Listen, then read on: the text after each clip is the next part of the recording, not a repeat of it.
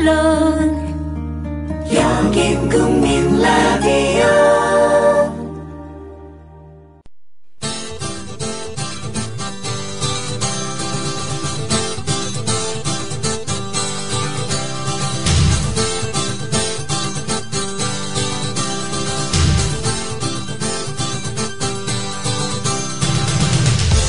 투박하지만 정직하다. 비평을 비평하는 남자 서영석. 그가 바라본 세상. 사설과 칼럼을 통해 오늘을 짚어본다. 서영석의 라디오 비평. 안녕하십니까, 서영석입니다. 박정희 정부 시절부터 검찰 장악의 도구로 활용되어 왔던 청와대의 현직검사 사출, 1997년 검찰청법 개정으로 금지됐습니다. 그러나 검사에게 사표를 내게 한 뒤에 청와대에 근무시키고 그리고 다시 검사로 재임용하는 편법 이어져 왔습니다. 특히 박근혜 대통령 대선 당시 검사의 외부기관 파견을 제한해 정치권의 외압을 차단하겠다고 공약하고도 취임 이후에 이런 일을 반복하고 있습니다. 청와대 민정비서관으로 갔다가 검찰로 편법 복귀한 이중희 서울고검검사가 29일 단행된 검찰 인사에서 부산지검 2차장 검사에 임명됐습니다. 전보 인사긴 하지만요, 특수공안사건 수사를 총괄하는 자리여서 사실상 영전입니다.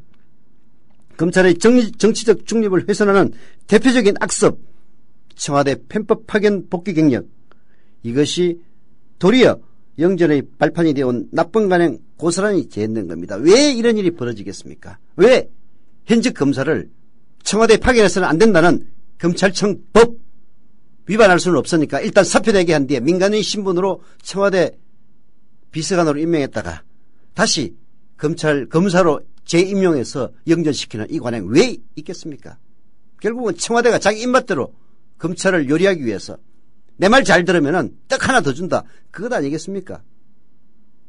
더 공분을 일으키는 것은 박근혜 대통령 수도 없이 많은 공약을 어겼습니다마는 대통령 선거 당시에 이런 편법 차출 절대로 못하게 하겠다라고 3번 4번 약속했던 사실입니다. 예, 정말 이런 악습이란 악습은 다 해가면서 그걸 제대로 보도를 하지 않으니까 이런 이야기를 지적하는 언론에 대해서 피로감을 느낀다. 비판이 너무 과도하다. 이런 이야기하는 사람들 있으면 진짜 싸대기한테 올리고 싶은 심정입니다. 라디오 뱅 시작합니다. 함께하고 계신 방송은 정치평론가 서영석 미디어 협동조합 이사장이 진행하는 라디오 비평입니다. 국민TV 조합원 여러분 안녕하세요. 팟캐스트 전문 호황기업 우진축산유통에서 국민TV 조합원 여러분을 위해 개념찬 추석 선물 세트를 준비했습니다. 바로 프리미엄 등급의 뉴질랜드산 청정우 선물 세트, 명절 선물용 가방에 야무지게 포장한 뉴질랜드 5kg 찜갈비 세트가 무려 99,000원. 현재 원가가 15% 이상 인상됐지만 전년과 같은 가격으로 판매한다고 하네요. 지금부터 9월 4일까지 주문하시면 원하시는 날짜에 순차적으로 배송됩니다. 가족들과 푸짐한 찜갈비도 먹고 국민TV도 풍성해지고, 이런 게 바로 일석이조 맞죠? 주문 전화 기다릴게요. 02-2634-6565 02-2634-6565.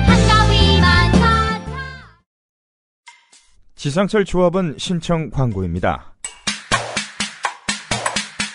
강화대교 앞에서 개념 부부가 만드는 개념 곰탕 연지연 곰탕. 연지연이란 가마솥의 장작불로 온종일 구워내는 곰탕을 서로 나누어 이어지는 인연이란 뜻입니다. 연지연 곰탕이 민주주의를 열망하는 조합원 여러분과 국민의 건강을 책임지겠습니다. 곰탕 포장 판매는 한 팩 800g에 7,000원이며 7팩 이상은 무료 배송으로 드립니다. 연지연 곰탕은 강화대교 입구에 위치해 있습니다.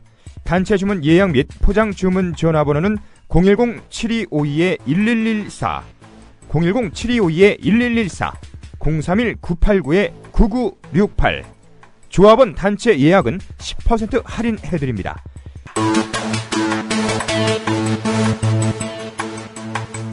포장 판매 금액의 10%는 국민TV 후원금으로 쓰입니다. 아까 얘기 조금 더 해야 되겠는데요. 박근혜 대통령 대선 당시 이런 약속을 했습니다. 검사의 외부기관 파견을 제한해 정치권의 위압을 차단하겠다. 이 공약은 무슨 의미였느냐면 검사의 외부기관 파견이라는 것은 청와대 파견을 얘기하는 겁니다.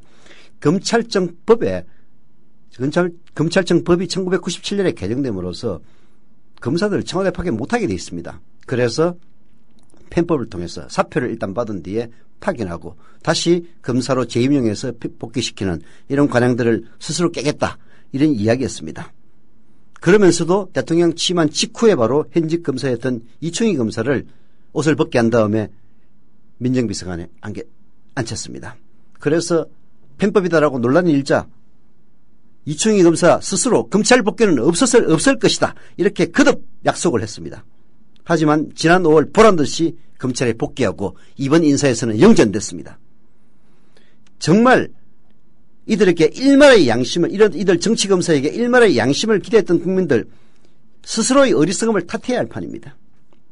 검찰에서 청와대 갔다 오면 승진과 요직은 떼어놓은 당상이란 이런 메시지가 전달하는 게 뭐겠습니까? 자리에 민감한 검사들 청와대의 심기를 거슬리지 않기 위해서 노력할 겁니다.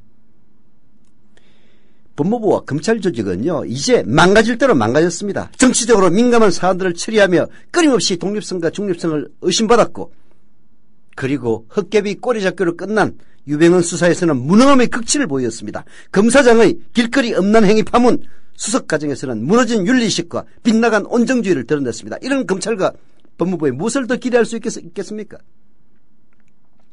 청와대, 박근혜 대통령 그동안 사회적 이슈에 대한 사안마다 갈등의 근원을 헤아리고 마땅한 대안을 내놓아야 할 책임을 방기한 채 법치만 강조했습니다.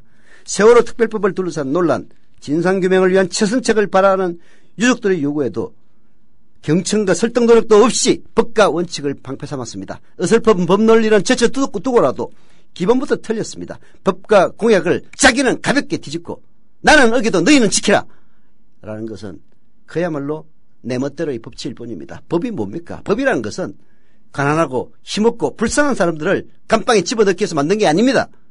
힘있고 그리고 그 힘을 토대로 제멋대로 구는 방자한 사람들을 통제하기 위해서 만든 게 법입니다. 알겠습니까? 네. 정말 너무 열받아서 한마디 했습니다. 유민 아빠 김용호 씨의 단식이 길어지고 정권에 위협이 되자 정말 그분이 단식하는 이유가 제대로 된 세월호 특별법을 만들어 달라는 그런 주장이었음에도 불구하고 야 네가 그런 단식할 자격이 돼? 해서 이혼한 경력을 토대로 해서 외삼촌, 외할머니 온갖 엄해성 기사를 남발하고 있습니다. 우리가 강화문 광장에서 단식하고 있는 유민아빠 김용호 씨에 대해서 우리가 경의를 표하고 하는 것은 그 사람이 완벽한 인간이기 때문이 아닙니다. 그분이 불완전한 인간이지만 이혼한 사람이지만 제대로 된 세월호 특별법 자기 아이의 하늘 그것으로 달래는 것을 넘어서서 모든 국민들의 안전한 생활을 담보기 위한 세월호 특별법 관철시키기 위해서 40일 넘게 단식을 하고 있기 때문에 경의를 표하는 겁니다. 정말 비열하기 짝이 없는 엄해요. 비난이요. 중상입니다. 그 비난과 중상의 근거가 됐던 국정원의 사찰 더 화를 나게 만듭니다. 박근혜 대통령을 당선시키기 위해서 불법적인 정치활동을 한 것도 모자라 이제 정권 보위를 위해서 세월호 사찰까지 했다는 사실이 점점 드러나고 있는 이 마당 한겨레신문이 사설로 국정원은 세월호 사찰 명확하게 밝히라고 촉구하고 나섰습니다. 세월호 특별법 제정을 촉구하며 단식 농성을 벌이고 있는 유민아빠 김영호 씨를 국가정보원이 사찰하고 있다는 의혹이 잇따라 제기되고 있다. 최근에는 김 씨의 주치의가 일하는 서울시립동부병원을 국정원 직원이 찾아간 사실이 이 병원의 원장의 증언으로 새롭게 드러났다. 국정원 직원은 김 씨가 이 병원에 입원하기 직전 찾아와 병원장과 1시간가량 세월호 문제, 정부의 대응 등을 놓고 여러 가지 대화를 나눴으며 그 중에는 김 씨 주치의를 두고 의사로서 하기 어려운 일을 한다는 등의 이야기도 들어있었다고 한다. 국정원 쪽에서는요. 김 씨가 입원한 병원에 간 적이 없다라고 일단 부인하고 있습니다. 그러면은 그 병원장은 미쳤습니까? 국정원 직원이 간 적이 없는데 간 적도 없는 국정원 직원하고 얘기를 나눴단 말입니까? 국정원 직원이 병원을 간 시점에 시점이 김 씨의 입원 직전이니 입원한 병원을 가지 않았다는 말이 틀린 게 아니라고 우길지 모르겠습니다만 그 말장난일 뿐입니다. 아, 그런 얘기네요. 이게 김 씨가 입원하기 전에 병원에 갔지 입원하고 나서는 안 갔다. 그러니 입원한 병원에 간 적이 없다. 이런 말이야 된장이야 진짜. 말장난입니다. 국정원은 어느 직원이 무슨 목적으로 누구의 지시를 받아서 병원을 방문했으며 병원장과의 면담 내용을 어떤 선을 통해서 보고했는지 소상하게 밝혀야 합니다. 국정원은 가족대책위의 사찰 의혹 제기에 대해서 육하원칙에 입각에 말하라고 반박을 했는데요. 육하원칙에 입각에 설명해야 될 쪽은 가족이 아니라 바로 국정원입니다. 근본적으로 세월호 가족대책위는 피해자들의 모임에 불과하고요. 국정원은 초단위의 예산을 쓰는 국가기관이라 말입니다. 누가 국정원 만들어가지고 초단위의 예산을 퍼부으면서 세월호 유가족들 사찰하라고 예산 퍼부었습니까? 하나는 간첩 때려잡는 일은 안 하고 엉터리로 이석기를 갖다가 내란 업무라고 기소를 하더니 내란 업무라는 죄는 없어져버리고 내란 선동? 박근혜 정부는 세월호 참사 초기부터 유가족들의 뒤를 밟고 움직임을 수시로 감시해왔습니다. 경찰이 정보보안과 직원을 동원해 가족들을 미행하다가 들키자 유가족을 보호하기 위하는 따위의 말도 안 되는 이유를 댄 적도 있습니다. 이번에도 국정원이 병원 방문 사실을 시인할 수밖에 없게 되면 김 씨의 건강상태 점검을 위해서라고 둘러댈지도 모릅니다. 참으로 뻔뻔하게 이를 데 없는 공권력들입니다. 국정원과 경찰이 왜 이런 과잉충성을 하겠습니까? 아까 얘기했지만요. 검사들이 청와대 편법하기라고 똑같은 겁니다. 이런 식으로 충성을 해야 출세한다는 그런 강박관념이 해서는 안 될 일들을 하게 만드는 겁니다. 그런 인간들을 제대로 단죄하지 못했기 때문에 늘상 반복되는 것뿐입니다. 국정원이 이런 사안에 개입하는 것 자체가 직무 범위를 넘어서는 불법 사찰 행위라는 점 국정원 스스로 더 잘 알 겁니다. 김영호 씨의 시시콜콜한 개인 신상 문제에 대한 악의적 비방이 최근 기상을 부리는 배경도 매우 미심쩍다. 그 중에는 김 씨의 국궁 취미, 민주노총 금속노조 조합원 자격 취득 등 일반인이 쉽게 알아내기 힘든 내용이 많다. 국정원 댓글 공작의 악몽이 아직도 생생한 상황에서 국가기관의 개입 가능성에 대한 의구심이 들지 않을 수 없다. 국정원의 김영호 씨 사찰 의혹 문제는 이병기 신임 국정원장 체제가 들어서고 맞은 첫 시험대다. 철저한 내부 조사를 통해 진상을 있는 그대로 국민에게 공개하는 것만이 올바른 해법이다. 반드시 정치 중립을 지키겠다는 이 원장의 다짐이 과연 어떻게 지켜질지 지켜보겠다. 지켜봐야 합니다. 한겨레 신문만이 아니라 모든 국민들이 지켜보지 않으면은 국정원의 도를 넘는 일탈량이 계속될 겁니다.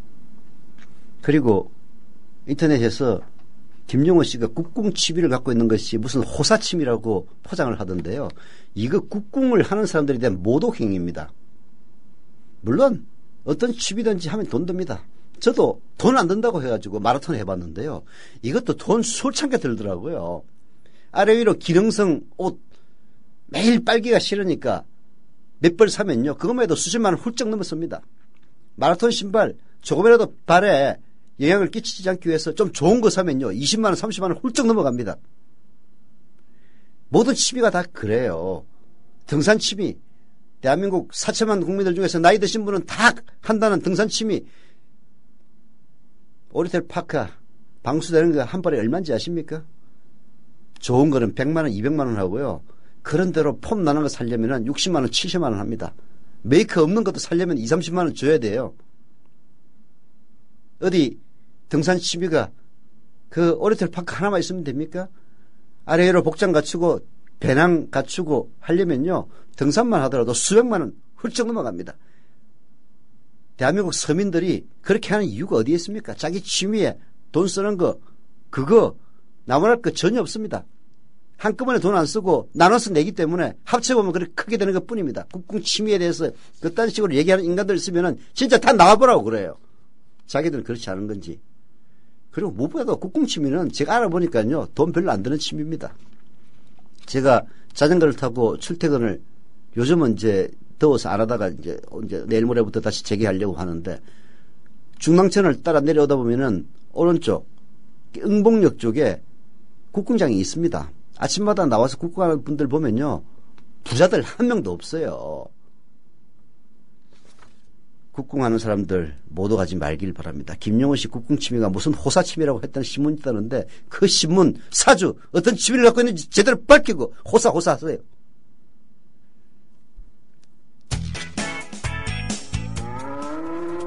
여보, 국민TV 조합비 이제 낼 때가 됐다고 하는구만요. 오, 그래. 그 국민TV도 개국하고, 그 뉴스K도 하던지. 달달이 11,000원 내는 거 맞죠? 11,000원만 내지 말고 좀 더 혀. 이 새싹에 돋아날 때는 물을 충분히 줘야 하는겨. 아이, 근데 인터넷으로 하려니까 보통 어려워서 원. 공정 언론을 꿈꾸는 미디어 협동조합 조합원이 해야 할 일. 조합비 납입입니다. 매달 고정 납입 어려우신가요? 월요일부터 금요일까지 아침 9시부터 저녁 6시까지 서울 전화 3144-0933, 3144-7737로 전화하세요. 사무국 요원들이 친절하게 안내해드리겠습니다.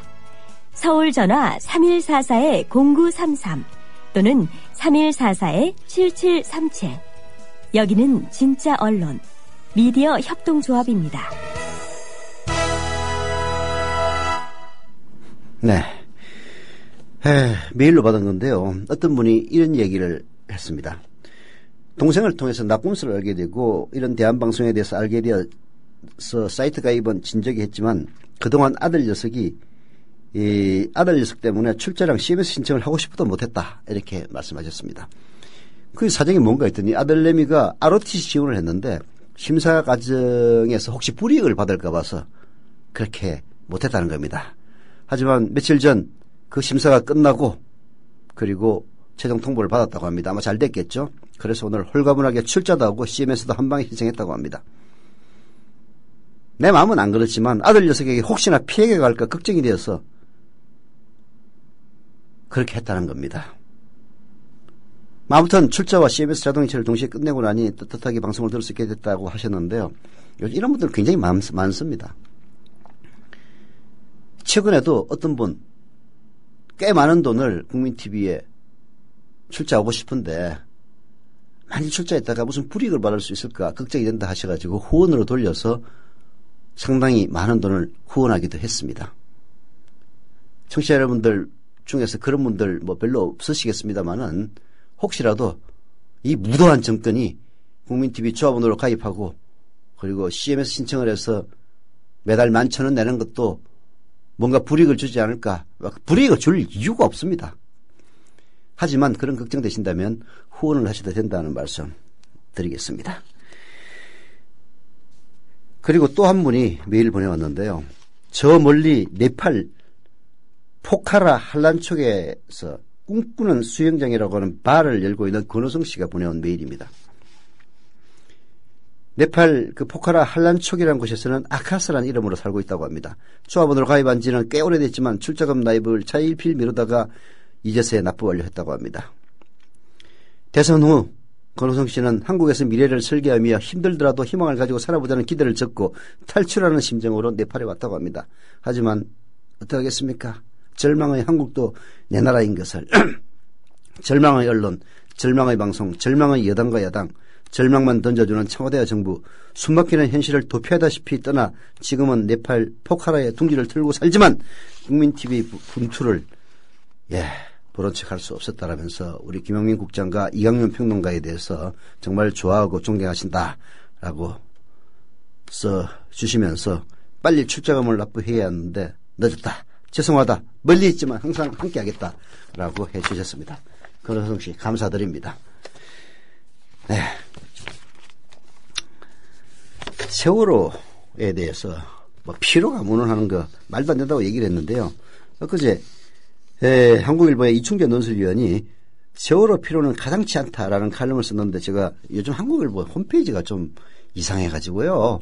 제대로 볼 수가 없어요. 특히 포털에는 사설은 제공이 되는데 칼럼은 제공이 되질 않습니다. 그래서 모르다가 오늘 찾아보고 소개해드리려고 갖고 나왔습니다. 세월호 피로? 가당치 않은 주장이다. 한국일보 이충재 논설위원의 칼럼 소개해드립니다. 지난 4월 16일 인천에서 출발해 제주로 향하던 여객선 세월호가 전남 진도군 관매도 인근 해상에서 침몰했다. 세월호에는 수학여행에 나선 안산 단원고등학교 학생 325명과 교사 14명, 일반 승객 104명, 승무원 23명, 기타 아르바이트생 등 10명 등 모두 476명이 타고 있었다. 이 중 172명이 구조됐고 294명이 희생됐다. 학생 5명, 교사 2명, 일반 승객 3명 등 10명은 여전히 실종자로 남아있다. 여전히 10명은 실종자로 남아있습니다. 실종자 이름 누군지 우리 국민들이 기억하지 못해도 프란체스코 교황은 한국을 떠나면서 마지막 편지에서 이분 실종자 10명의 이름을 일일이 거론하면서 빨리 죽어서나마 부모들의 품에 안기기를 기원했습니다. 4월 16일로 돌아가 봅시다. 그날 오전 세월호 침몰 소식이 뉴스를 통해 전해졌습니다. 바다 한가운데 비스듬히 누워있는 세월호 모습이 TV 화면에 생생하게 보였습니다. 해경 경비정 투입, 헬기 도착 등 구조를 알리는 자막이 연달아 나왔습니다. 학생과 승객 전원이 구조될 것을 의심한 사람들 아무도 없었습니다. 점심시간에 세월호가 화제에 올랐지만 단순 사고 정도로 취급했고 오후 들어서도 이런 낙관 크게 달라지지 않았습니다. 한참 지났어야 수백 명이 구조되지 못했다는 소식을 들은 국민들은 정말로 경악했습니다. 온 국민이 두 눈을 뜨고 지켜보는 가운데 단 한 명도 구해내지 못한 현실이 믿기질 않았습니다. 국민들은 그 순간 우리가 자랑해온 대한민국의 기반이 얼마나 허약한지 깨달았던 겁니다. 우리의 형편없는 수준과 그 역량 똑똑히 목도하고 한없이 부끄러웠습니다. 다음 날부터 그동안 가려져 왔던 우리의 치부가 낱낱이 드러났다. 대통령은 최고 책임자로서의 역할을 포기했고 정부는 무능했다. 해경은 자신들의 임무가 뭔지도 몰랐고 관제센터는 자리를 비웠다. 선장과 선원은 승객을 팽개쳤다. 해운사와 관리감독기관은 돈 몇 푼에 멋대로 법을 어겼다. 어느 곳 하나 제대로 돌아가는 곳이 없었고 악취를 풍기지 않는 구석이 없었다. 대한민국을 혁신해야 한다는 목소리가 분출했다. 세월호 이전과 이후가 완전히 다른 나라를 만들겠다는 정치인들의 약속이 쏟아졌다. 불과 100여일 전입니다. 4월 16일 참사 이후에 일어났던 일들입니다. 우리 무능 대통령 7시간 동안 실종돼 있었습니다. 정부 무능하기 짝이 없었습니다. 해경 자신들의 임무가 뭔지도 몰랐습니다. 나중에 재판정에서 그런 일이 한 번도 없어가지고 겁이 났어요. 그냥 튀었다는 이따위 얘기만 늘어놓았습니다. 해운사와 관리감독기관은 뇌물을 받고 자기들의 관리감독을 포기했습니다. 대한민국을 혁신해야 한다는 이야기, 박근혜 대통령이 한 이야기입니다. 그래서만 나온 것이 세월호 특별법입니다. 샅샅이 따져서 다시는 그런 일이 없도록 하자. 그런데 지금 검찰, 경찰 다 한통속이 되었어. 박근혜 대통령을 보호하기 위해서 날뛰니 세월호 특별법을 만들어 진상규명위원회에 수사권과 기소권을 주자. 그래서 세월호 유가족들이 저리도 단식을 하고 그리고 효자동 청운동인가요? 주민센터 앞에서 농성을 하고 있는 겁니다. 그거 국민들 볼까 봐서 겁나가지고 경찰이 차 수십 대를 둘러싸고 사람들 못 들어가게 하고 있는 것뿐입니다. 그리고 넉 달이 지났다. 그때의 다짐과 약속은 얼마나 지켜졌고 대한민국은 얼마나 달라졌는가. 박근혜 대통령은 과연 변했는가.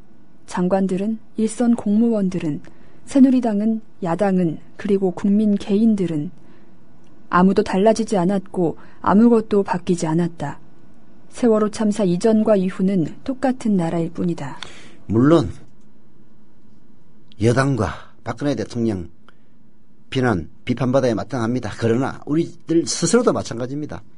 불과 석 달 전에 있었던 일 다 까맣게 잊어버리고 그때 그렇게 혁신하자며 심지어는 국가를 개조하자는 이야기까지 하면서 그때 심정으로는 세월호 특별법보다도 100배는 더 무서운 법이 만들어졌을 겁니다.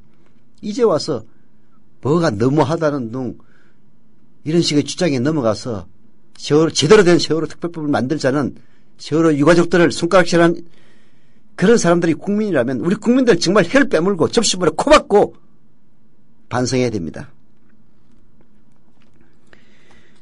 바로 그런 사람들이 세월호 필요를 이야기하는 겁니다. 세월호 때문에 경제가 어렵다고 하고 장사가 안 된다고 얘기합니다. 세월호 때문에 누가 장사가 안 됩니까?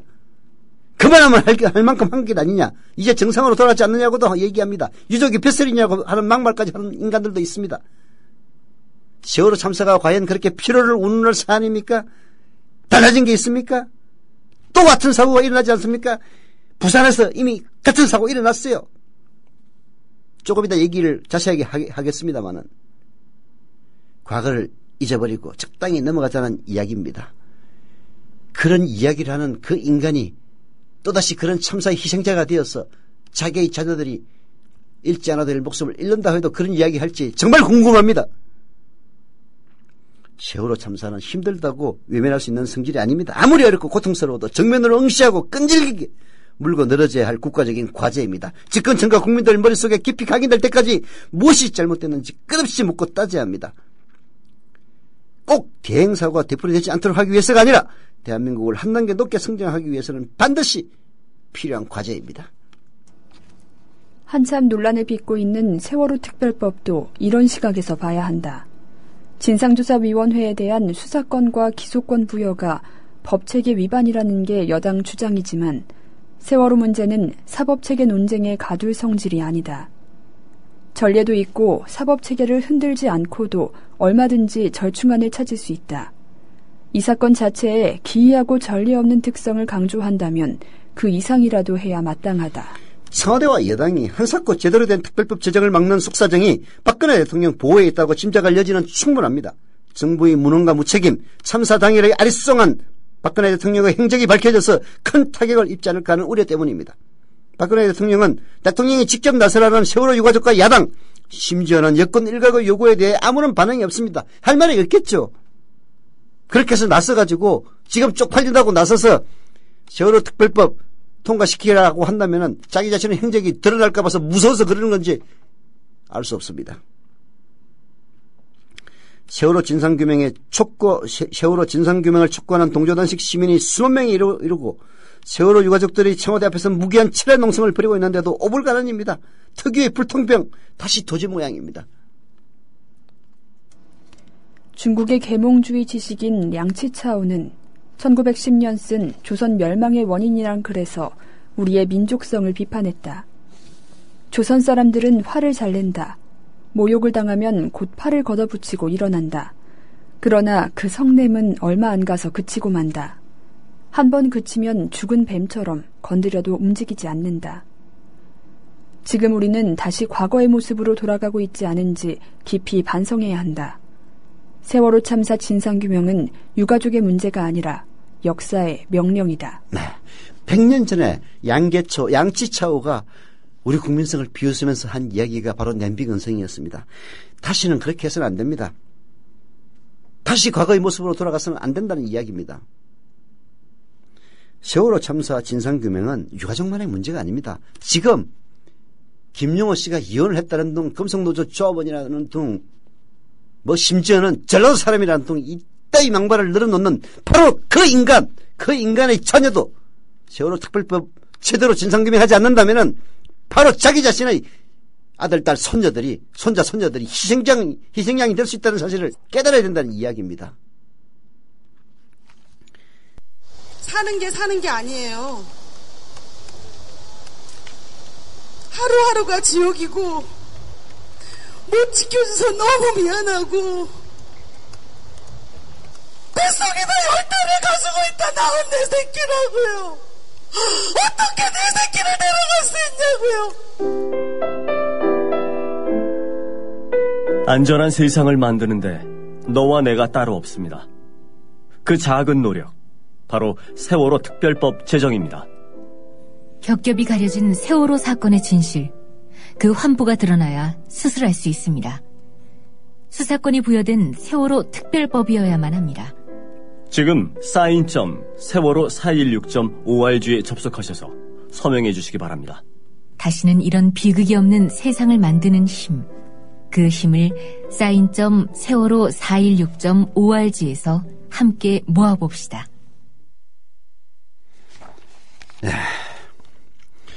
조금 전에 한국일보 이충재 논설위원의 칼럼을 소개해드렸는데요. 오늘 아침에 사설 보니까 기가 막히더라고요.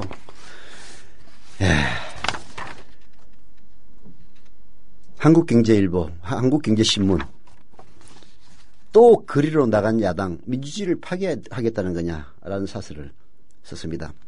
야당의 장애 투쟁에 대한 비판 사설인 것 같은데요. 세월호 특별법 여론조사 파동을 일으켰던 한경닷컴의 바로 그 한국경제신문입니다. 전두환 때 전두환 신문 제목 논조 진짜 다를 게 단 하나도 없습니다. 또 거리로 나간 야당, 민주주의를 파괴했다는 거냐. 이게 전두환 때 바로 의용신문들의 논조요 제목이었습니다. 그때는 그래도 강압에 의해서 총칼이 무서워서 굴종을 했다. 변명이라도 할 수 있겠지만 지금은 뭐라고 변명하겠습니까? 자본에 굴종하는 겁니까? 한국경제신문은? 동아일보 사설도 역시 마찬가지입니다. 단식으로 새정년 장애투쟁 몰고 간 문재인 자랑스러운가? 이 사설 쓴 인간 누군지는 모르겠습니다만은 월급쟁이로서 불쌍한 가장인 것은 분명하겠습니다만은 혹시라도 바깥에서 동아투이 선배들 만나면 아마 두 눈 똑바로 쳐다보지 못할 겁니다. 40년 전 1974년 동아일보 자유언론수호 투쟁위원회 동아투이 자유언론 실천 선언을 하면서 탄압에 내몰립니다. 40년 전 그때도 동아일보 사주는 권력에 굴종했지만 기자들은 최소한 그렇지 않았던 겁니다. 그리고 솔직히 새정치민주연합 문재인이 단식한다고 해서 장애투쟁하는 겁니까? 박영선이가 연속 삽질하다가 여론에 몰리니까 할 수 없이 하는 거지. 문재인 의원이 단식 시작했을 때는 찍소리도 안 했습니다. 써주면은 오히려 박근혜에게 불리하다 생각했겠죠. 그러나 열흘이 다가오자 저러다가 문재인 쓰러지기라도 하면은 더 박근혜 똥 되겠다 싶었던지 문재인 단식을 비난하는 이런 사설들 나오는 거 보니까 문재인 의원 잘하고 있는 것 같습니다. 세월호 특별법 사실 이게 뭐 누구를 엄해하기 위해서 박근혜를 불리하기 위해서 만들자는 법 아닙니다. 제대로 된 진상을 규명하고 그리고 제대로 된 진상규명이 나와야만이 다시는 그런 일이 없도록 하는 그 대책이 나올 수가 있는 겁니다. 세월호 도처에 있습니다. 부산 포구에서도 또 다른 세월호가 발견됐습니다. 중앙일보 기자가 늘 꼭 같았던 재난경보라는 기자수첩을 썼는데 읽어보시면은 세월호가 도처에 있고 왜 세월호 특별법이 반드시 통과되어야만 하는 건지 유족들이 원하는 수사권과 기소권이 부여되어야 하는 것인지 깨달을 겁니다. 부산 경남 사람들 이 어처구니 없는 자연재해로 목숨을 잃은 데 대해서는 애도하고